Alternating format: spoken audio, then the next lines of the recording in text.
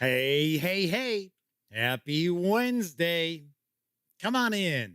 Pull up a chair. The Gaming Gang Dispatch is in the air.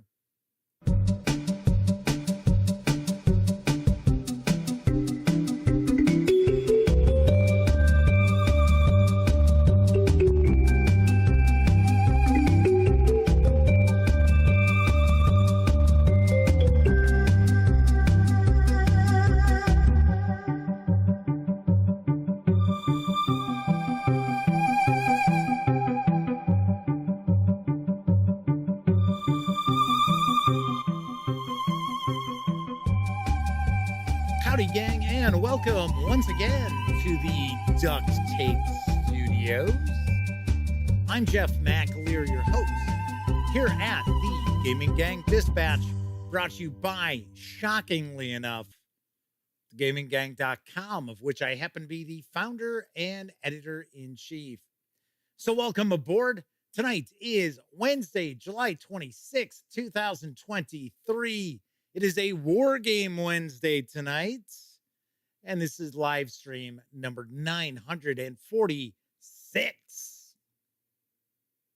If you're not overly familiar with the show, let me point out, super casual around here, just hanging out, talking about the latest in tabletop gaming news, and normally we will take a first look at a game. So we're not engaged in rocket surgery or anything along those lines. Just hanging out, having some fun. So, should point out, tonight is a little bit of a different sort of War Game Wednesday. A lot of times on Wednesdays, I try to share wargaming titles. Doesn't always happen, but usually it does. And for the past few weeks, I've actually been looking at the latest from GMT Games. Tonight's going to be a little different. We are going to be actually taking a first look at Twilight 2000 Urban Operations from Free League Publishing. So it is a role-playing game night and a War Game Wednesday as well. So we are going to be diving on into this in just a bit. If you're not someone who tunes in all the time for the show, I do want to mention we always tackle the tabletop gaming news first. So if you are watching live, put your feet up, relax, enjoy. We'll get to the unboxing and first look in probably about 40 minutes or so. So just relax, enjoy. It's hump day. We'll get there. Now, of course, if you're watching 30 minutes or more after the stream ends, well, then you can jump ahead and jump right past tabletop gaming news if you want. I wouldn't, because there's cool stuff, but hey, I'm not you. So if you're impatient and you really do want to get into that first look at Twilight 2000 Urban Operations, you can. There will be timestamps. Those are located in the show notes, or depending on what device you might be watching this on, they are in the timeline of the video, possibly right in front of your face. So there is that. Of course, when you're not watching videos on the Gaming Gang channel, be sure to visit gaminggang.com for all the latest in tabletop gaming news, reviews, and a whole lot more that you will not find here on the Gaming Gang YouTube channel. You know the drill.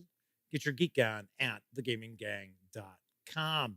Lastly, this is a live stream, so that means there is chat available. It's not on screen. One of the ways I keep some of the more unusual commenters at bay. And you must be a subscriber for at least 48 hours to the channel before you can take part in chat. Yet another way that I keep some of the more unusual commenters at bay. But if you want to say howdy, maybe you got a question, a comment, maybe there's something about urban operations you want a closer look at, chime in. Let me know. I'll do my best to respond. First out the gate tonight, one of our chat moderators. That's right. It is the Madman from the Motor City, chiming in, saying howdy, followed by Stray Kismet Another of our chat moderators, Flaming Huron, is with us, as is Shaz. And I would take a stab. Our third chat moderator might be floating around out there as well. Don't know. Don't know. So welcome, everybody. So it is Wednesday. I got to point out, I have had a problem with my left eye today. In fact, it's from a contact. I know it for, well, I don't want to say know it for a fact. I'm not a, optometrist or anything like that. But it started bugging me a little bit in San Diego. And then this morning, it was like, oh my God, my nose was like just running and running and running, and my eye was all red. And I was like, damn. So I took my contacts out, and I was wearing an old pair of glasses that don't work all that well anymore. And I was like, ah, damn, I hope I can, get my eyes cleared up before I do the show, because it would be very difficult if I were doing the show in glasses to be reading stuff from the book in here and off the cards and things like that. So I cleaned the contacts off, popped them back in, put the one that was in this eye, because they're actually both the exact same prescription, strangely enough. And now this eye is starting to bother me. And I'm like, all right, hopefully I can get through the show. So if you see me with tears rolling down my face and snot running out of my nose, I'm not sad. It's just bad contact. All right, so let's jump on into the news as Kevin R. Smith joins us in chat. There is a fresh expansion for Greater Than Games' popular Spirit Island, which is arriving next month. I've got the latest on Nature Incarnate. I gotta say, I've never had an opportunity to play Spirit Island. If I remember right, I don't think it was from Greater Than Games originally. Or maybe it was, I don't know. But I've always heard good things about it. Since time untold, spirits have existed on the island. There are spirits whose names are known by the local Dahan people, spirits of growth and fire, of strength and river. But these are not the only spirits. Legends whispered on the rarest of days tell stories of spirits from the deepest, furthest reaches of the land, powerful forces of nature that have not been witnessed in ages. When white-sailed ships reach our coastal waters, when would-be colonizers step foot onto the unblighted shores, when they raise blade and plow to claim the land with greed and hunger, nature stirs. When invaders strike out at the heart of the island, they draw the attention of spirits of myth and legend and face power unimaginable. This time, they learn to fear nature incarnate. Spirit Island Nature Incarnate introduces 8 new spirits, 20 new aspects, and lots more. It is for 1 to 4 players, ages 13 and up, plays around 90 to 120 minutes. It's going to carry an MSRP of $59.99 when it arrives on August 3rd. Well. I dig the idea of playing as these nature spirits or island spirits fighting to wipe out colonists who have made the mistake of trespassing upon your land. Art looks pretty cool, and looks like there's quite a lot going on in this. I didn't realize that as far as Spirit Island. I thought Spirit Island was, probably a fairly lightweight game, but looking at the abilities of these spirits, you're seeing them. I guess it's like the backside. I guess there's a lore side, which is what you're looking at right now for breath of darkness down your spine. And then this is the actual ability side for the sun. So, like the artwork quite a lot. So, once again, this expansion is arriving August 3rd. You do have to have Spirit Island in order to utilize it. So, it is a Wednesday. We are not looking at a traditional war game today, but we'll share some news about a war game because now available from Verssen Games is Stuka Leader. Here's what I know. Stuka Leader is based on Corsair Leader and Zero Leader, expanding gameplay from the previous games. You're in command of a German aerial squadron in Europe in World War II, with aircraft including the Messerschmitt Me-109 and Me-262, the Heinkel He-111, the Focke-Wulf FW-190, and the Junkers 87 Stuka, the title plane. You'll need to select the right mix of pilots and aircraft under your command in order to carry out the different types of missions. Each aircraft has its advantages and disadvantages. This game also expands additional aspects of German operations, such as fuel barrels, wounds, and bailouts. There's also a new campaign sheet and tactical display, which will present a different feel to the well-established leader gameplay. It is available now. It is for one player. It is also carrying an MSRP of $109. I'm going to take a guess that there are many online retailers that you could pick that up for a bit less. And of course, it is for gamers, I would say 14 and up. I'm a big fan of leader games from Verssen Games. This looks pretty cool. This looks really, really cool. I like the campaigns that you can play, which really do unfold pretty interestingly in any of the leader games. So here's an odd thing though. So Stuka Leader is not currently on the DVG website. I don't know why. It is in stock at stores. It is in stock at online retailers. For some strange reason, it's just not on the Verssen Games website. Strangely enough. Testy, Trekkie, and Roger Perdome. Yes, I actually got it out right this time. It's Roger. It's not Proger. Roger and Testy Trekkie are hanging out with us in chat. Speaking of Trekkie, a new Star Trek Adventures supplement has arrived from Modiphius Entertainment. I've got the skinny on the Star Trek Lower Decks campaign guide. Space, the funniest frontier. We're more like the cool, scrappy underdogs of the ship, says Ensign Beckett Mariner.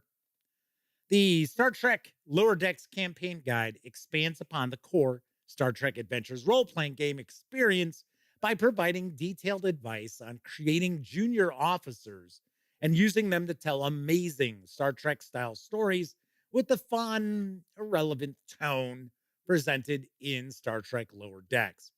Whether you're cleaning holodeck biofilters, conducting an anomaly consolidation day, participating in a second contact, or enjoying some well-earned buffer time, there's always something new to encounter and learn, both within the universe and yourself and your fellow crewmates. How will you make a name for yourself and your companions? This 240-page full-color Star Trek Lower Decks campaign guide hardcover, say that 5 times fast, contains an extensive discussion of the state of the galaxy in the late 24th century, including updated information on the Federation, Starfleet, Packlids, and more. Detailed information on the Lower Decks junior officer experience, including daily life, procedures, career development, and more.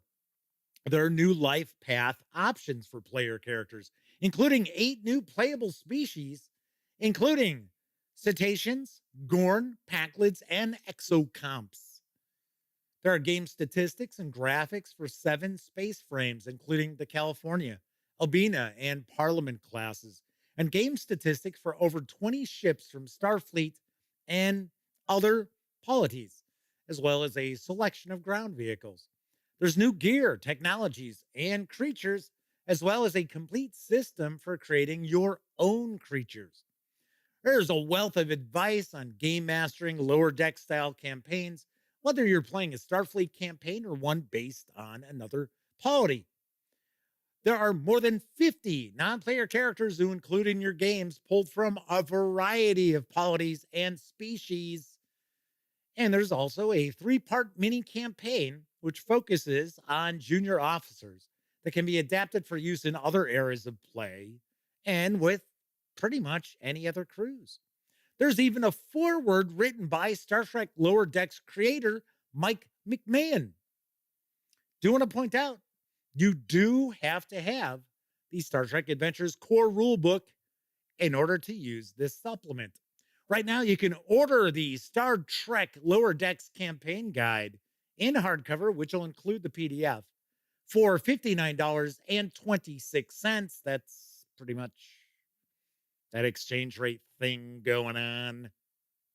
Or you can grab just the PDF alone right now over at DriveThruRPG for $18.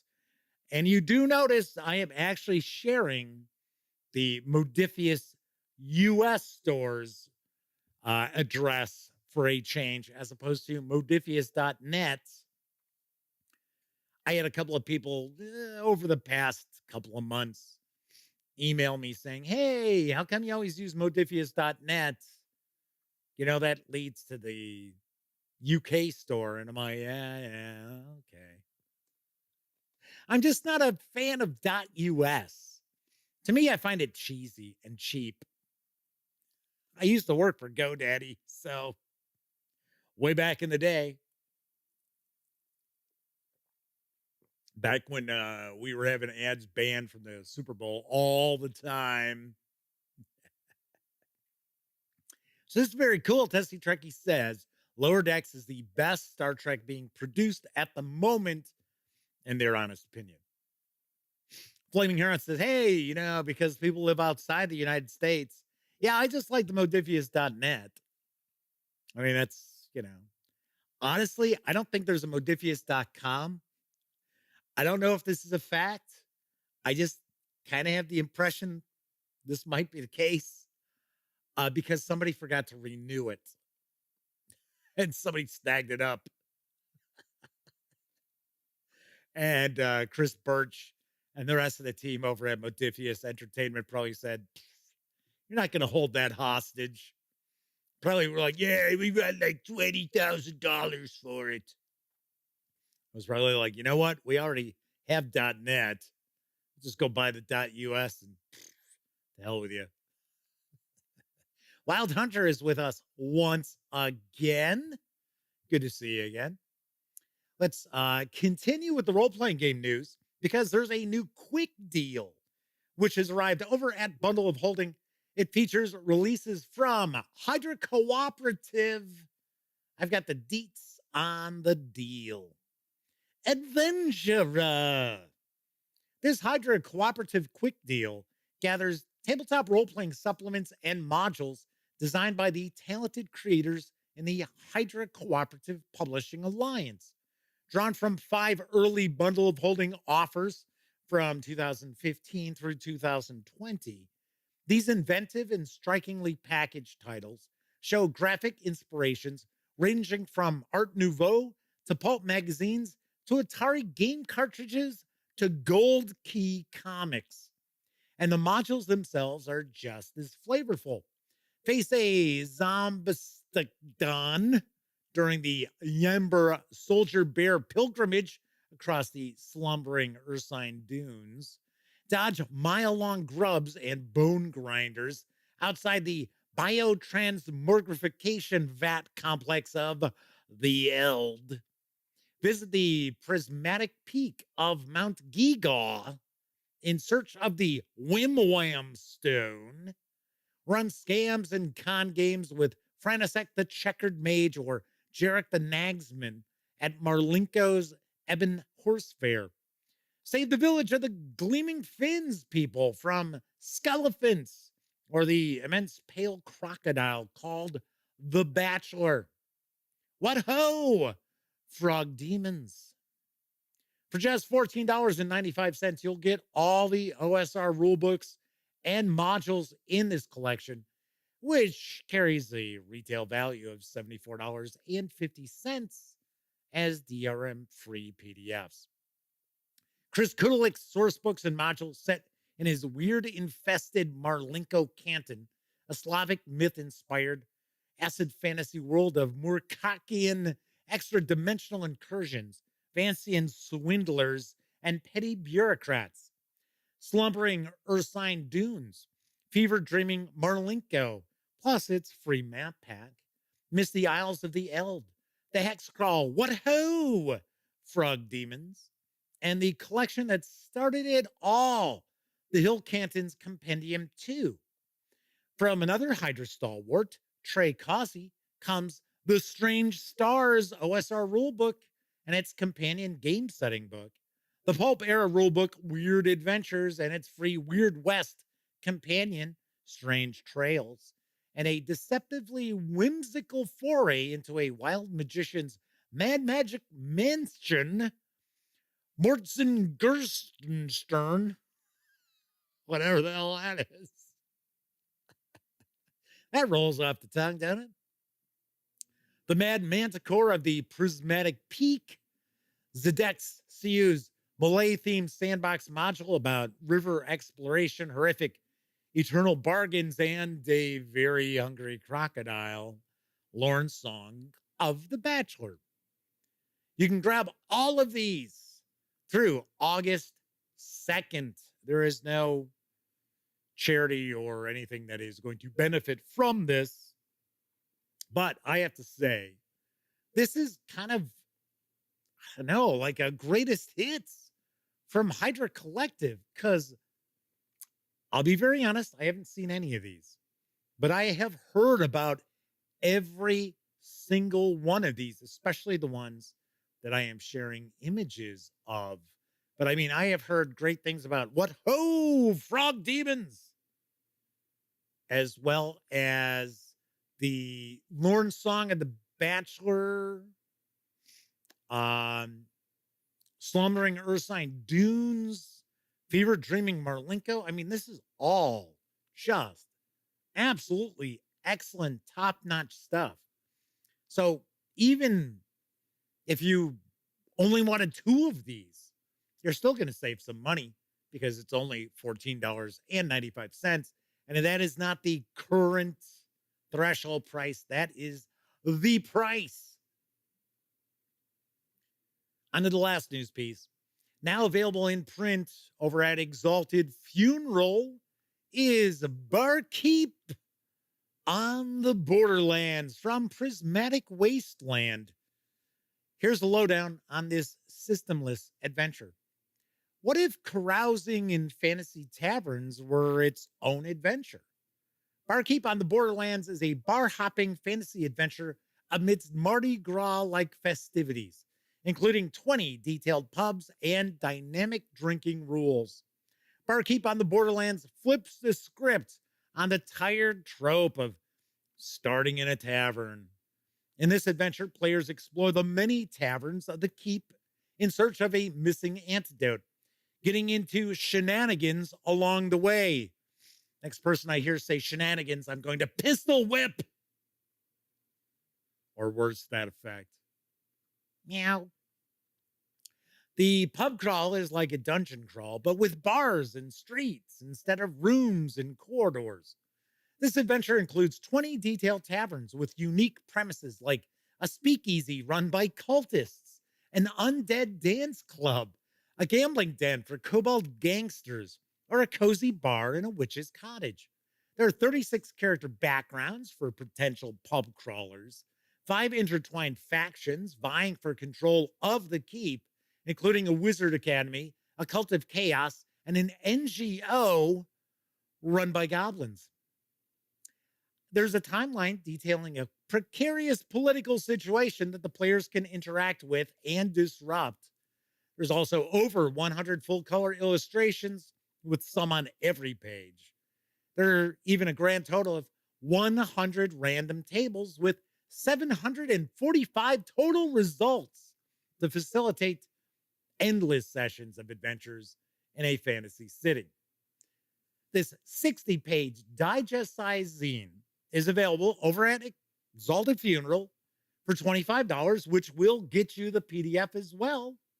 Or if you just want the PDF alone, you can head on over to DriveThruRPG and score that for $10. I did share news about this when this was a Kickstarter. It was a pretty successful Kickstarter, too. So, well, obviously, because it made it to print. So Testy Trekkie says they have Barkeep on the Borderlands. They ran the first session last night. Talk about a little serendipity there, right? It's an awesome urban point crawl looking for the cure for the poison monarch. Oh, spoilers, man. You gave it away. We just knew it was an antidote. Now it turns out it's for the monarch. Jeez, I tell ya. I'm just teasing. Kathy Evans is with us in chat. Welcome, Kathy. Good to see you. Coco B is popping on in. Says, pretty sure my party burnt that tavern down 40 years ago. Guess they rebuilt it. Yes, because in role-playing games, fire is always your friend. So, there is that. All right, so that was the news for tonight. Of course, I was talking about DriveThruRPG in a couple of those articles. Don't forget, the Gaming Gang, thus the Dispatch, is affiliated with the One Bookshelf sites. So if you are going to visit DriveThruRPG or Dungeon Masters Guild, Storytellers Vault, what have you, please stop by thegaminggang.com first. Click on one of our banners. That way, if you happen to make a purchase, I get a small portion of that sale. All those nickels, dimes, and quarters really go a long way to keeping thegaminggang.com around. Should also point out that currently the Christmas in July sale is going on over at the, excuse me, One Bookshelf sites. And you can save 25% off tens of thousands of PDFs right now. So tends to be this sale and the Black Friday sale tend to be the best sales over at the One Bookshelf sites. So it just tends to have just about everything on sale. Wild Hunter's asking if they missed the Twilight 2000 bit. No, you did not. Because I always do the news first. So if you're not overly familiar with the show, it's always tabletop gaming news first. Then we dive into the review or first look or what have you, page through, stuff like that. Agent Especial is with us in chat. Good to see you. Yeah, nice chat rocking and rolling right now. So should point out, chalked up another interview for Gen Con. It is going to be with Rowan Rook and Descartes. And they reached out to me because they would like me to share coverage of the Die role-playing game, which I shared a news piece for, a couple weeks ago? I think it was the week before I left for San Diego. So I am going to chat with them as well. So getting a decent amount of interviews lined up. I usually try to leave some open space because never fails. I end up scheduling 4 or 5 or more interviews when I'm at Gen Con. I'm not going to go crazy with interviews this year. Like I said last night, my brother Greg says he's going. I don't know if that's going to be the case. So might end up by myself. So it's kind of a pain in the ass dragging the tripod around and stuff like that. So especially since The last time I had to cover it by myself, I stayed at the Crown Plaza right across the street. That is not the case this year. So by the time I got my entry into the housing portal, everything nearby was long gone. So I am staying about 12 minutes away off the highway. So there's that. I should ask how the audio sounds. I've been playing around with it again. For some strange reason, past few shows, it seems like the audio was clipping, which it's like it's too loud. And that's not the case. I don't show anything going into the red because that's usually the indicator of the clipping. So audio should sound a little bit different. I EQ'd it a little differently. And I'm not sure if you're picking up when I talk, there might be a bit of an underlying buzz or rumble. And that is because it is really hot and humid in the Chicago area. And the air conditioning is running almost nonstop. And of course, it's right over there. The furnace and everything is right over there. So Shaz says, sounds fine. Flaming Heron says, sounds fine. Cool. Cool. Hopefully, because I'm overly critical of my voice.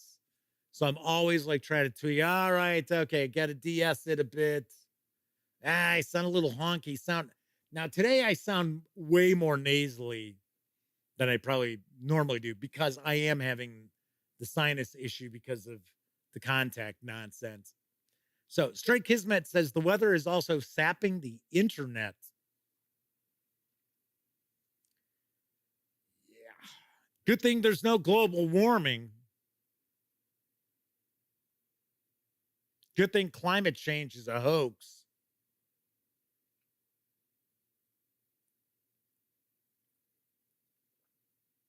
Anywho, I'm being heavily sarcastic.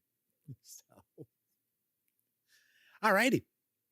Anyway, I don't know. I don't really have any random musings tonight. Nothing was really going on at all today. I did receive a package. I might as well show it what it is. So Worthington Games reached out to me, which was kind of interesting because I haven't heard from them in a while. And they do war games and stuff like that. And I get this package that has Lands of the Mesozoic, and I guess it's a game that they're going to be, I guess, distributing because it's from Pungo Games. This looks pretty interesting. So you have to build an ecosystem. So if you're familiar with,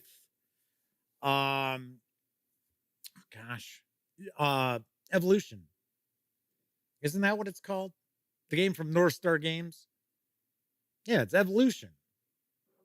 Because there's like Evolution Climate, which I don't think that game is with North Star Games anymore.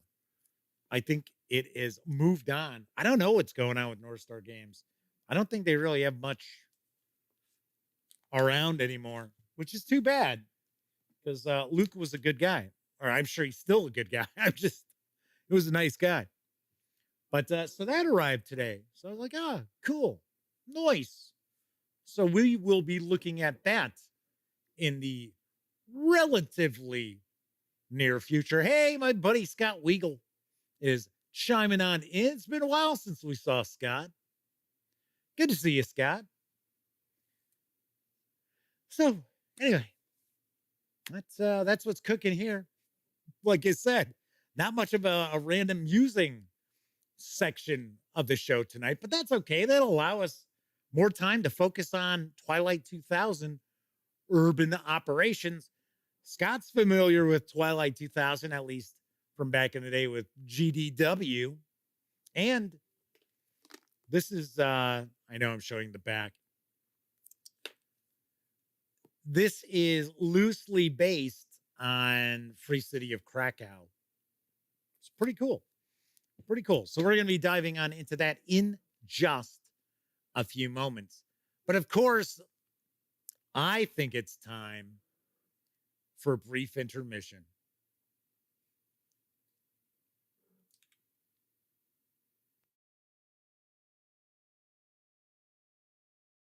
It's time to stretch and fetch. See what's cooking at our refreshment counter. You'll find your favorite foods and beverages, plus many new goodies to tempt your appetite and add to your evening's pleasure. Everything's the finest quality. So treat yourself now.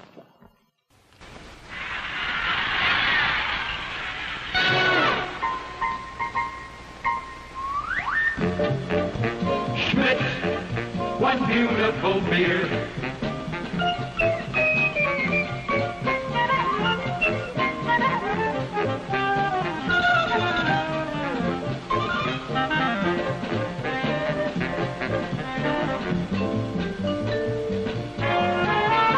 Schmidt is a dry beer, a mellow beer, a hearty beer, blended into one beer, a light, bright, fun beer. Schmidt, one beautiful beer.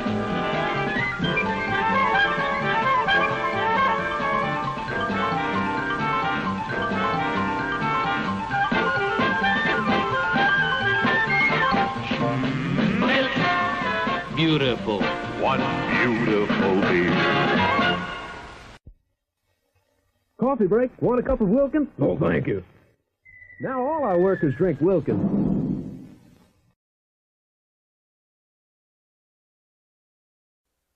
Voice control, Kennedy Airport. The tower speaks and tells you what to do. TWA Flight 7, clear to land. Remco's voice-controlled Kennedy Airport is just like a real airport. You get over 16 different orders from the tower's electro-recorder that you hear through your earphones. Listen. Ground control clears United 117. Kids, for real excitement and adventure, take off with Remco's voice-controlled Kennedy Airport. Last call for refreshments, folks. Go right this second to get something good to eat and drink to enjoy now or during the rest of the show. The finest quality ingredients are in the fixins of the delicious foods you'll find waiting to tempt your appetite at the snack bar.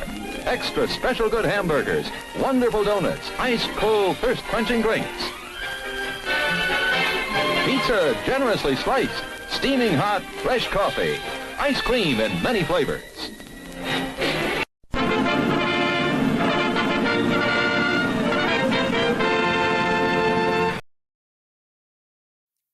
There are just so many things wrong with that Schmidt's beer commercial. Number one, that guy's wife is way too hot for him. It's like, guy's got a bald spot. He's losing his hair. He's got like widow's peaks. She wasn't too bad looking. Then he's way too focused on the beer getting wet and not on being electrocuted with that television outside. It's like, oh no, oh God, oh, don't want rain getting in my beer. So Flaming Aaron says, damn, Wilkins is a straight up murderer. It's cold. Kevin asks, did kids have any name recognition for Kennedy Airport specifically? Tessie Trek says, voice controlled Kennedy Airport? That's weird. It was one of those kind of toys that had those little discs. I remember I had one which had like famous like sports calls, and there was even like the Hindenburg disaster and stuff like that on it.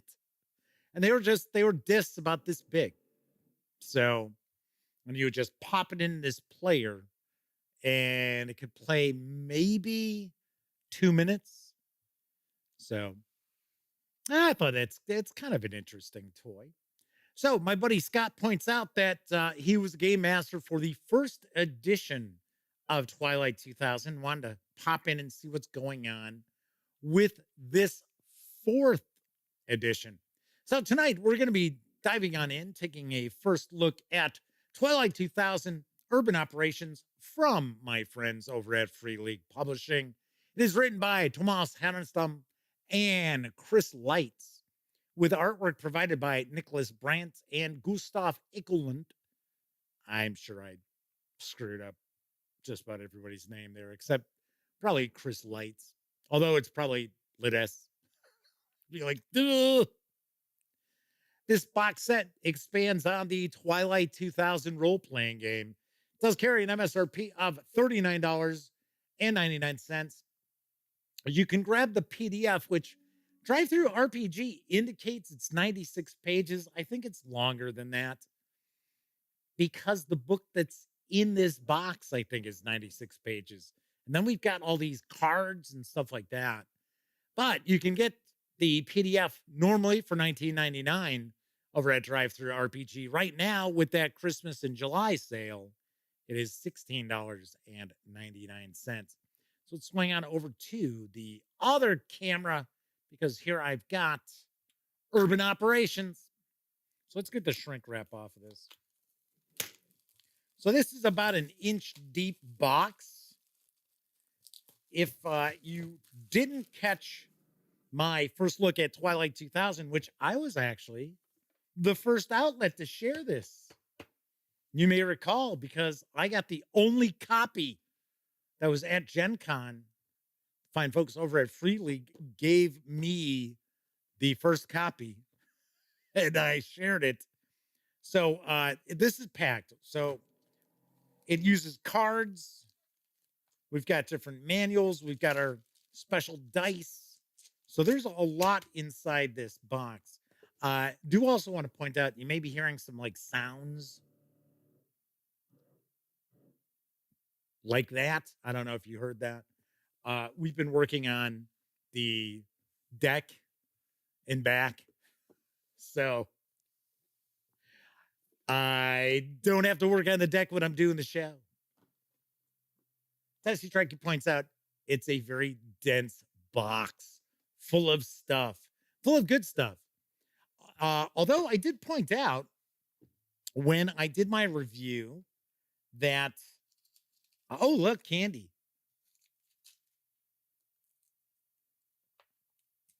In my opinion, I thought it was a little, it relied a little too much on just randomness, on random events, and that the game master needed to flesh things out kind of on the fly.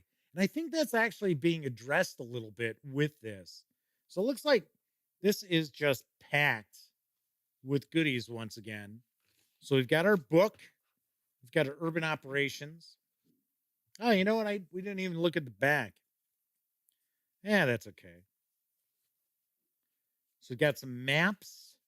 Looks like we've got some encounter maps. We're going to look at all this. Don't worry. Just I was looking for the book. Then we've got some more cards, which are for the encounters. Let's see what we've got here. Here in Krakow, it's like the old world returned. I can smell food vendors near the market, hear the metal grind of the swings children play on, and buy just about anything. And who misses bumper to bumper traffic? Civilization didn't die, Cassius says. It just retreated to Krakow. It seems too good to be true, but after so long fighting for each day, each scrap of food, each bullet, I'm willing to risk a little hope. Wild Hunter says this is truly a great game box, perfect for figure-based role play and skirmish wargaming. Have to be pretty small minis, though. Okay, so first thing we'll take a look at here, we've got some new tokens. So it looks like we've got some rubble tokens, barricade tokens. So we got ground floor, upper floor, rooftop. And these are dual-sided, although looks like the same thing on both sides. We've got the encounter cards, which we will get a closer look at in just a moment. I'll zoom in. We'll get a better look. We've got our maps. So we have two cities. So we have Karlsborg, because, of course, we have to have a city in Sweden. It's Free League Publishing, right? So this is the city map there. And then on the other side, we're going to have Krakow. So there we go.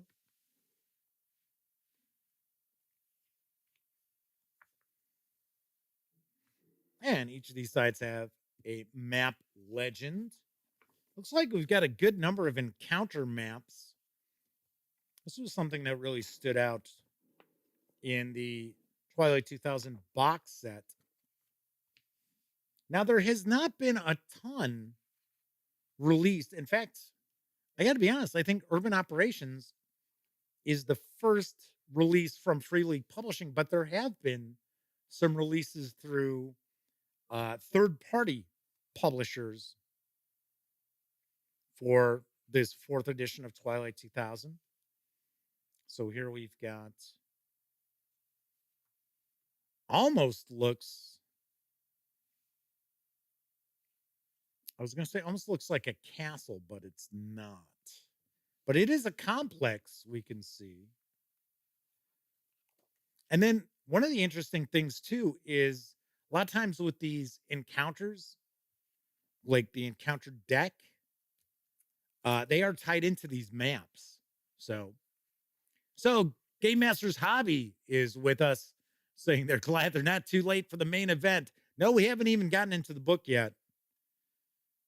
We're just taking a look at the tokens as well as these maps. So that's a first map. That's a 4-panel. This one is 2 panels. And of course, even though we see that we've got the 2 city maps, it can be any urban environment that you utilize Urban Operations. So we've got that. And then we've got some, looks like single panel, which interestingly enough, it's a different cardstock. So this is actually more of a paper, a matte finish. This has a little bit more of a gloss finish. It's a rail yard or rail station.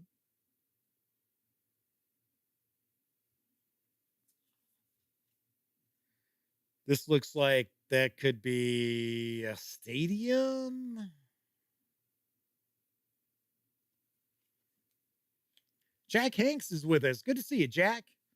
Thanks for stopping on in. Oh, wow. Crashed airliner. So tail section and the wing laying there. And this looks like a park, the gazebo in the middle. And then more ruins.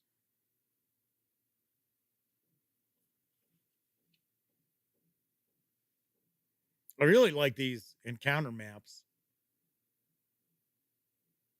So I'm going to take a guess. This is supposed to be a bombed out hospital, because there's a helicopter pad there.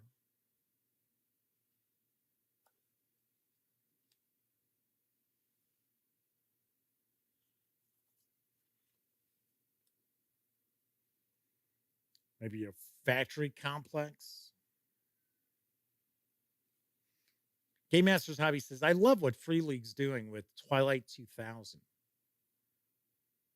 Yeah, I guess Tomas Hannesdown is like a massive fan. I'll be the first to point out, I was surprised not only that they were going to produce a 4th edition of Twilight 2000, but that it was going to be set in the same period as the original game. because, of course, the year 2000 has passed. So you would think maybe they would be looking at doing some sort of future war, but they don't. Jack Hank says they've got the ammo container Kickstarter set. Nice. Right, let's see. This is an apartment complex. Apartment building.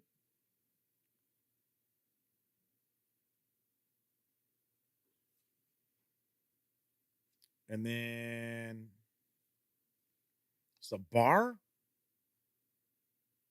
This looks like, yeah, looks like that's a bar there. Got some tables, chairs. Maybe it's supposed to be like a nightclub. All righty. I'm taking a guess that's supposed to be a church. It's like pews here.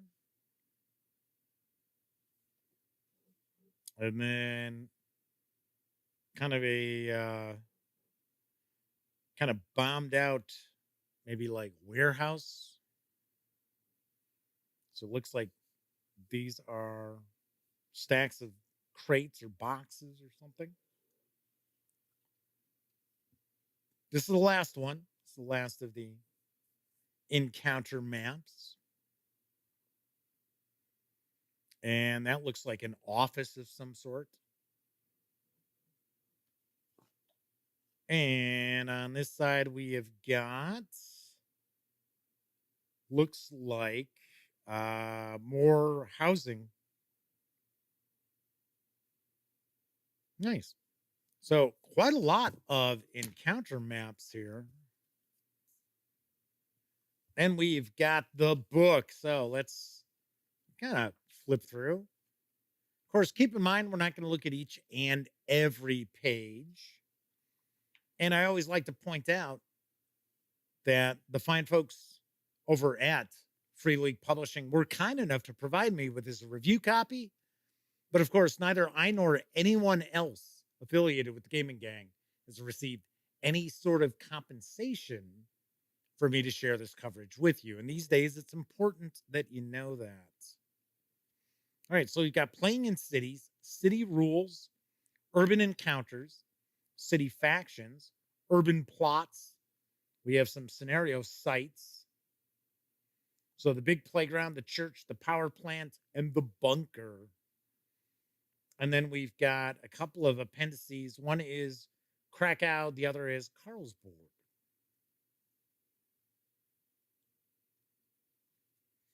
Kind of cool artwork there. The Fire of Civilization. Before the war, historians and their like suggested the first spark of civilization began most probably with the birth of agriculture. The spark in time flared into the crown jewel of human progress of this city. From Babylon to Rome to New York, these towering edifices and conurbations, not familiar with that word, were the high water mark of human achievement. In the span of 5 short years, we've destroyed them all. It has been said that it is far easier to destroy a thing than to create it. Mankind demonstrated this once again, perhaps for the final time. So it talks about what's gone, food and water, law and order. So you've got military, police, you've got gangs, economics, currency. Well, currency is obviously a barter system. Indentured servitude. Yeah, that would be one too. Ruins and radiation. Collective trauma. Look at people waiting in a ration line. Their eyes rarely meet. They keep to small groups. When they do look at another, it is with suspicion. Cities are psychic wells of post-traumatic stress disorder. They are all in shock, perhaps perpetually. Sure, there are moments of laughter and fun. Mankind has ridden out lifetimes of suffering throughout their stint as masters of the planet. But overall, everyone is a shadow of what they were. Everyone waits for the bomb that didn't drop to find them. Or if the bomb did find them, they wait for the Reaper to come collect them because he is so very busy and so very behind. That's pretty wild. Game Master's Hobby says there's a miniatures game published by Gale Force 9, Team Yankee. Some of those tanks and infantry are perfect for this game. Wild Hunter says this game needs a zombie supplement. Hey, you can take these rules and do whatever you want with them. So we've got some new city rules. So we have some new archetypes. We didn't have a cop before. I thought we had a cop. Maybe not. I know we had like medics. We've got the cop, the criminal. Oh, so we get two new archetypes. Some new rules for city warfare. So breaching, close combat, heavy weapons, city travel. During city travel, you need to decide your task for the stretch, just like for long-range travel. But most tasks will be unavailable as they take a longer time to complete. The only tasks you can perform in a stretch of city travel are marching, driving, and keeping watch. We've got new encounters, so we have 16. I think that's what I saw before. I think we have 16 new encounters, which are those cards we'll take a look at. Here we've got the list of encounters. There are various different symbols on these encounter cards. So now I'm only going by old memory bag here. So looking at Baker Street Irregulars. So it's got a road, so that means it takes place roadside, like on the road or urban area, because we also have like rural encounters. So we got the sun, we got the moon, so it means it can take place either day or night. And then with the campfire, I seem to recall that this means that the encounter takes place when the characters are camped. It's not like a travel encounter. But again, could be absolutely wrong. It's been a while since I took a look at the rules for Twilight 2000 since I did my review and everything. Right, so we'll get more detail when we look at the cards. And then we've got various different tables. So we have stationary encounters, radio chatter, rumors. And then we've got tables for stationary encounters, radio chatter, and rumors. Game Master's Hobby asks that they say they're guessing the encounter cards would replace some of the starter boxes encounters, or you're going to add them all together. But yeah, I would take a guess if it's an urban like campaign that's going on, or your campaign is currently in an urban area, you would probably take the rural cards out of your encounter deck.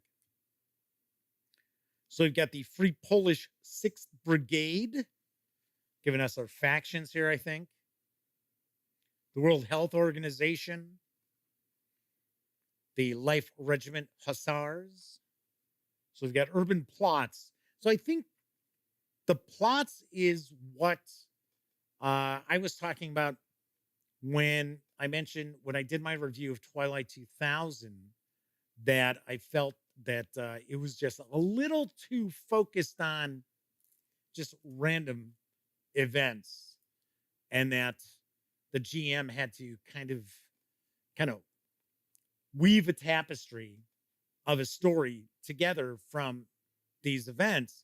And a good game master can do that. Unfortunately, many game masters can't. They don't have the experience.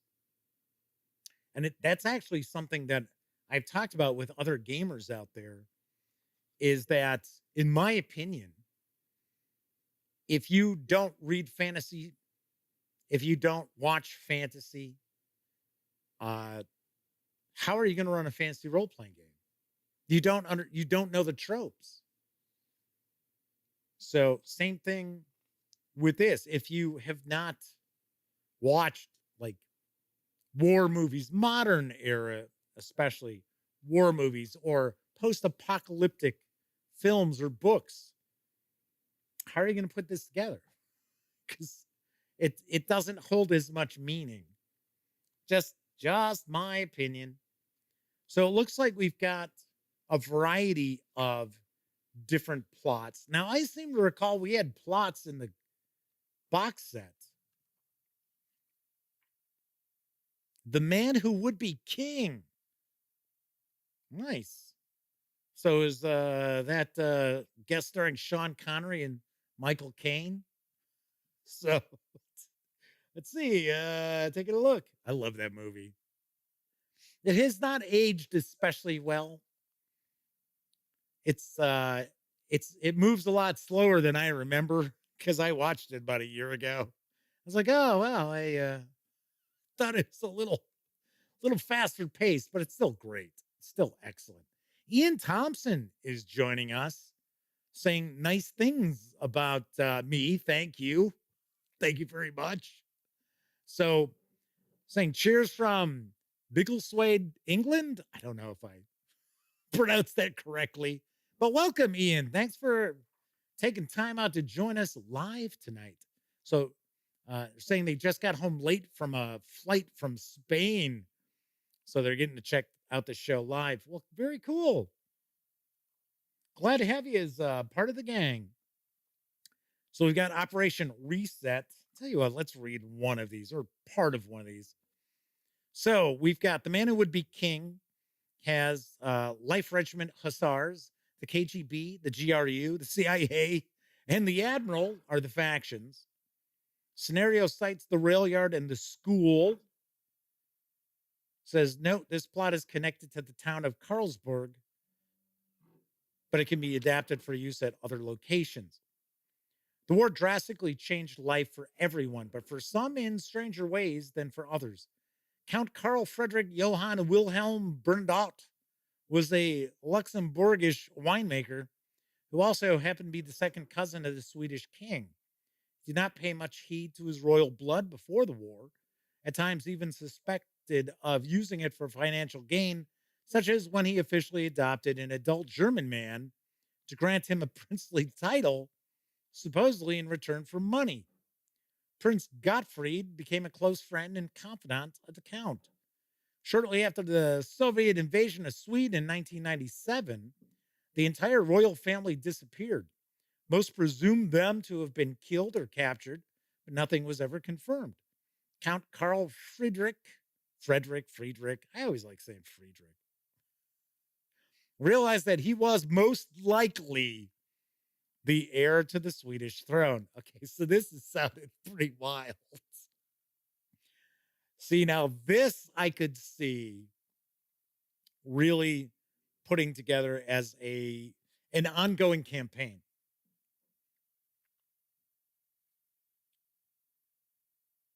The now pauper Count made the dangerous journey across war-torn Europe to Sweden with his adopted prince, motivated by a newfound sense of duty, but also hoping that his kingly title would earn him some measure of wealth and security. Traveling the lands and nearly getting killed on several occasions, the duo came to hear of Carlsberg Fortress and its new occupants, the remaining forces of the Life Regiment Hussars. Upon arrival, the Count declaring himself the rightful king of Sweden under the royal name King Karl the 17th Johann. The Life Regiment Hussars accepted him, believing the new king of Carlsberg, as he became known, could be a symbol of unity for the civilian population. However, the new monarch pushed for more than a token role, with rising tensions with the Hussar commander, Colonel Fault. As a result, shortly after, the elderly king's mental and physical state started to deteriorate. Step by step, his adopted son, Prince Gottfried, has assumed many of his duties, much to the chagrin of Colonel Fault. Being an island of relative order in a sea of chaos, Carlsberg has attracted elements of all major intelligence agencies. Colonel Fult's second in command, Major Adolfson, is a KGB informant and stooge. He reported all of the news about the king to his KGB superior, Malikov, and a plan was set into motion. KGB wants rising tension between the king and the Colonel Fult to boil over into open conflict. Well, of course. Paving the way for Adolfson and therefore, or thereby, I should say, the KGB to take control of Carlsberg. The player characters, being newcomers and with sufficient firepower, are the perfect tools to do it. But there are more things afoot than even the KGB has realized. Nice. Very nice.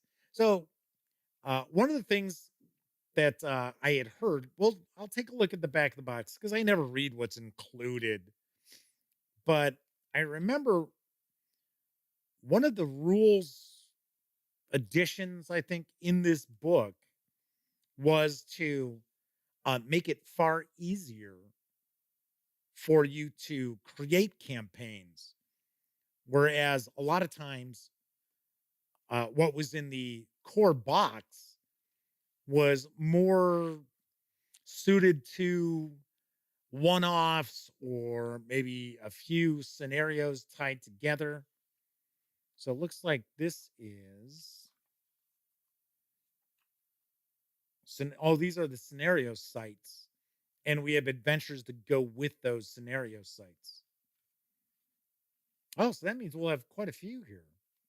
And it looks like we've got some various different NPCs. Now, funny enough, Twilight 2000 does use the Year Zero engine, which powers many of the Free League Publishing role-playing games. And in some ways, it's more complex than, say, like, let's say, Things from the Flood, Tales from the Loop, but not as complex as you would think.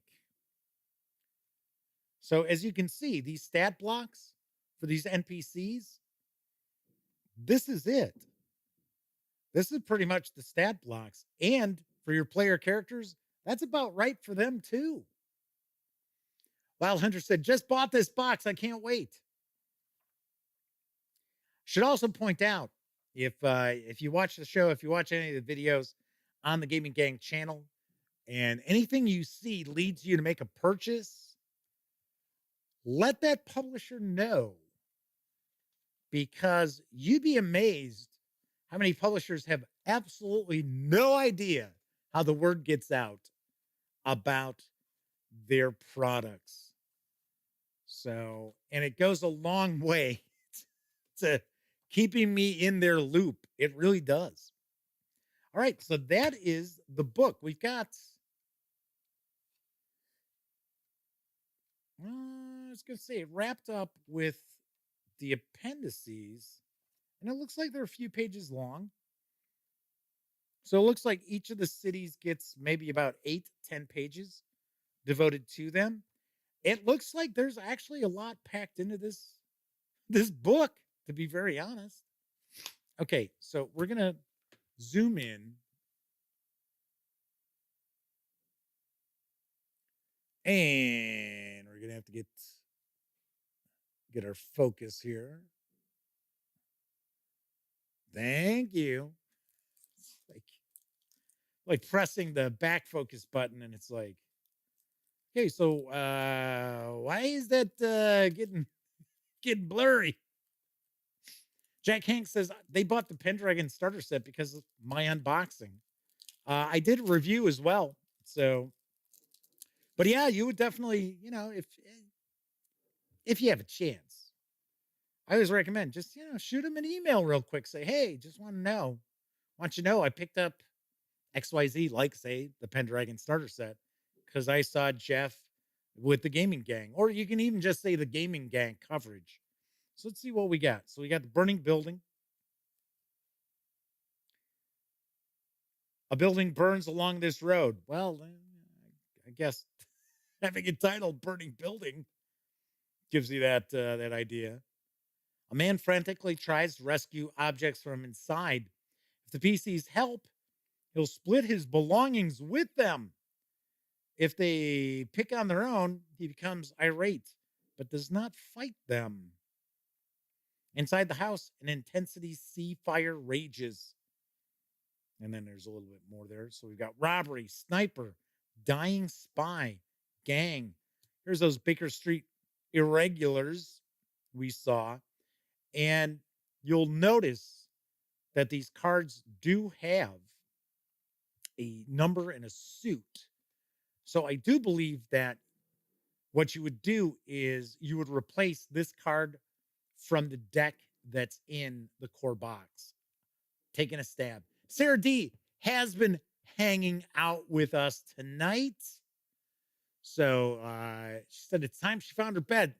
Good to see you, Sarah. Thanks for hanging out. Hopefully see you tomorrow. So we got that. Let's see. Baker Street regulars. A pack of street kids takes interest in the PCs. If they think they can get away with it, they try to lift small items off the characters as they crowd around them. These kids see and hear a lot in the city and could be useful if the PCs make friends with them. However, they are suspicious and wise beyond their years, causing any persuasion roll against them to suffer a -2 modifier. On the other hand, if the PCs give them food or supplies, the roll is instead made with a +2 modifier.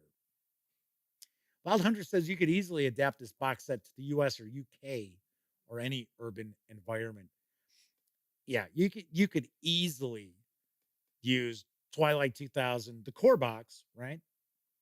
With pretty much anywhere. If you wanted to set it in Chicago or Montreal or anything like that, you certainly could. Now, granted, you're going to have to change the background. You're going to have to change the setting. Things that are going on. You wouldn't necessarily be traveling through Canada and have a lot of KGB, agents, things like that to deal with. We have street preacher, funeral, robbery. There's a sniper again, or it was the sniper originally. Oh, no, I think we saw these already. Dying spy. A spy lies dying in an alley. Wet noises and coughing alert the PCs to the victim who, with their last few breaths, tells the PCs they must take a package at the end of the alley and deliver it to an intel agent. The spy doesn't have time to say what is in the package, who they work for, or who killed them. Cool. All right. So we've got the new encounter cards, 16 of them.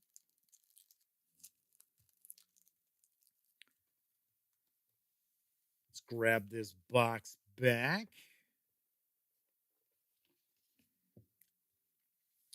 So I'm going to kind of reverse the order this stuff came out. So I am going to put the encounter maps, which we had a load of encounter maps, encounter locations, ranging in size from 1. Hey, come on. Why aren't you fitting in here? It's like you fit in originally.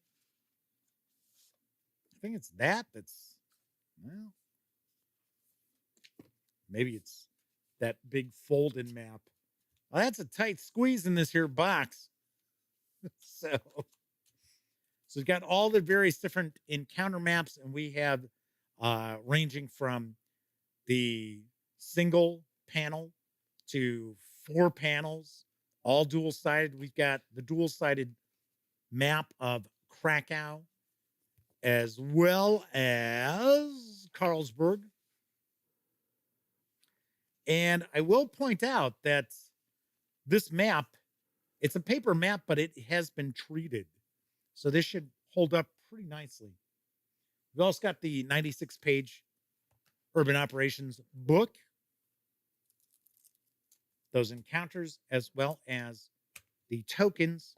And that's what we find when we take everything from Twilight 2000 Urban Operations out signed the box. Very nice. I will have a review of Urban Operations in the very near future. Sweet. Nice. I was excited to get this. The weird thing is, this has actually been out for a while, I think. And there was some sort of a tie-up with Free League Publishing's shipping. So that's why it took so long to get that. I've got some other goodies from Free League Publishing that we're going to be taking a look at in the future as well. So there was one last thing I was going to share with you. I guess I could have done this or should have done this during the random musings portion of the show.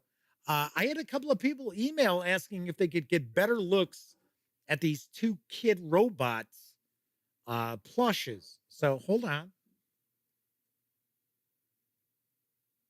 Here is the Displacer Beast.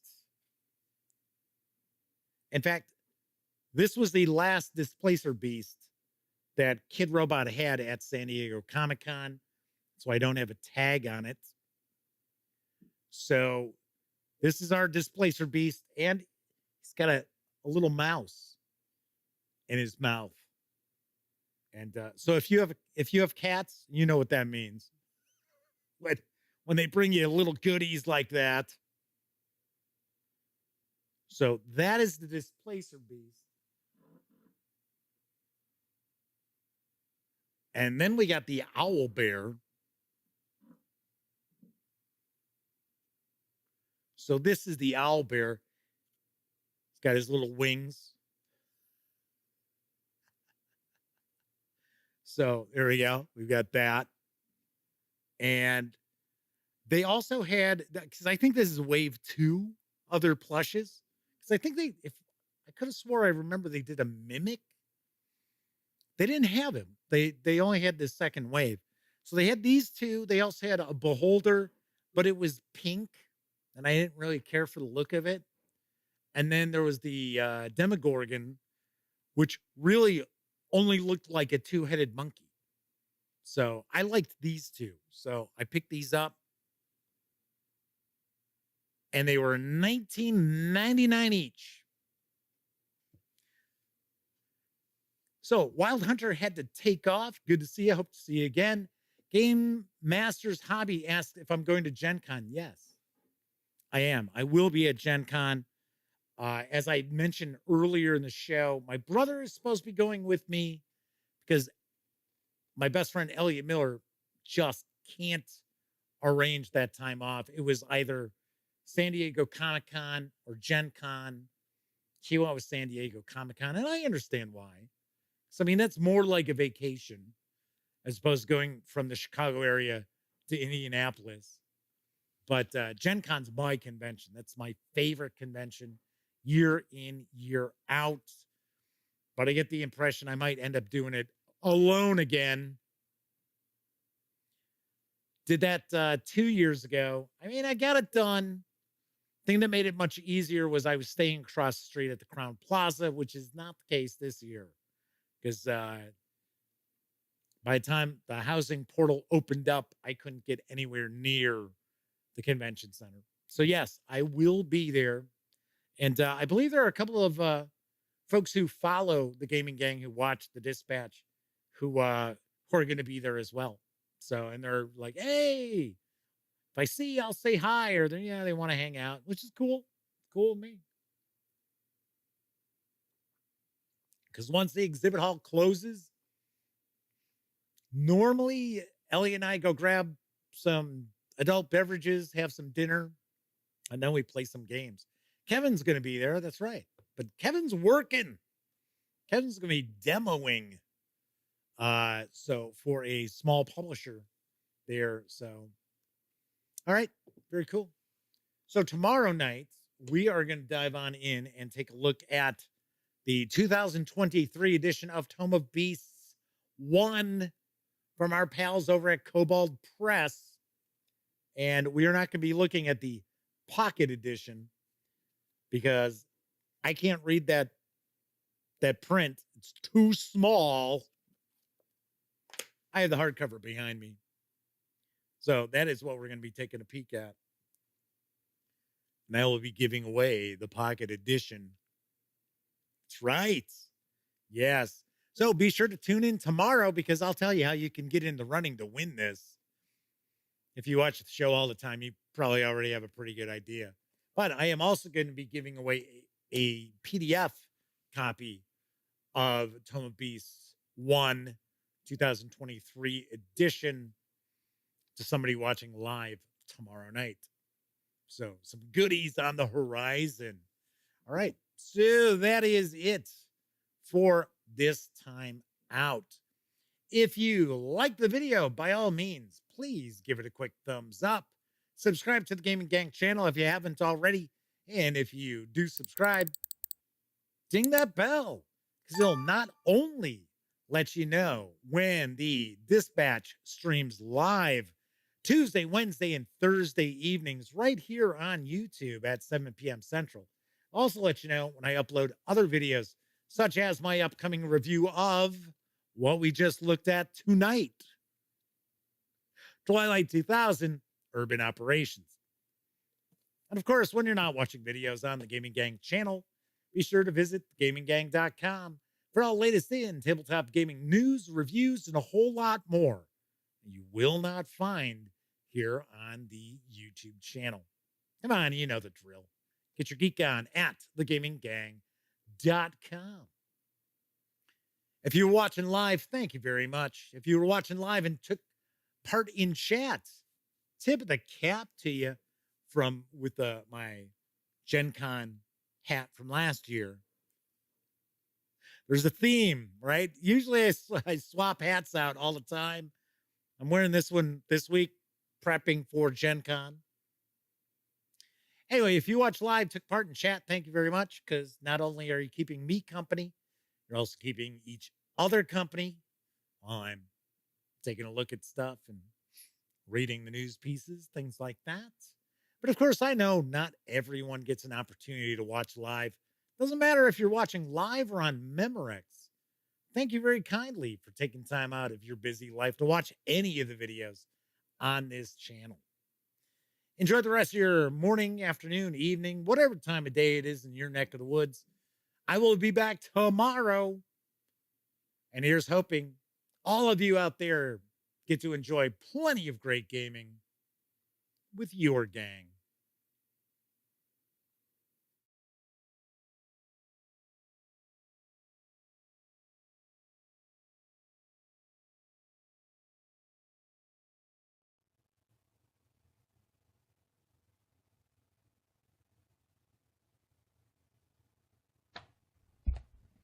Oh, hey, you're still here. Well, that's okay. You don't have to leave just yet. In fact, why don't you subscribe to the Gaming Gang channel right here, or take a peek at the latest live stream, or even find out what YouTube recommends you check out from the channel. And of course, I'm Jeff McAleer. Thanks again for watching.